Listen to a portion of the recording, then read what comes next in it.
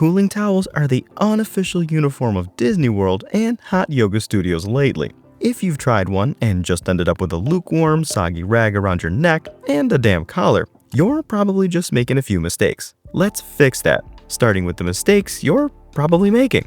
So, what's the most common mistake? Wringing out too much water. And I'm guilty of this myself. I understand, you don't want to walk around with a soaked shirt, so you squeeze out every drop. But when there's not enough moisture left, there's nothing to evaporate, which means no cooling effect. The sweet spot is keeping the towel damp, not dripping.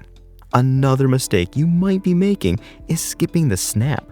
After you wring it out, you're supposed to snap or whip the towel a few times. And no, this isn't just for show. So, why does snapping work?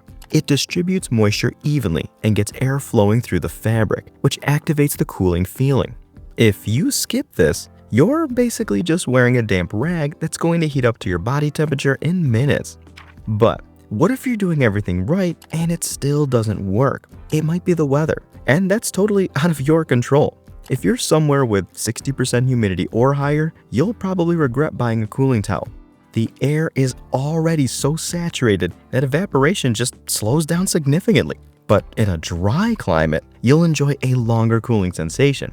I even read about some hikers using them in the Grand Canyon, and they swore by them. So here's how to actually get the most out of your cooling towel. Start by soaking it in cold water for about 2 to 3 minutes until it's fully saturated. Wring out the excess, keeping it damp, then give it a few firm snaps to activate the cooling. Now, where you place the towel is just as important as how you prep it.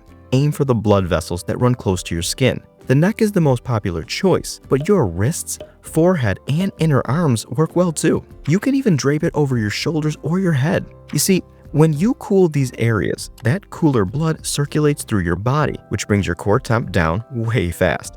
My cooling towel gives me a solid 1 to 3 hours of relief, but don't panic if yours starts feeling like a warm, wet noodle sooner than that. You just need to give it another soak and snap, and you're back to enjoying the chill factor. You can do this all day long to keep your core temp down, and that will keep you safe from overheating and keep you comfortable.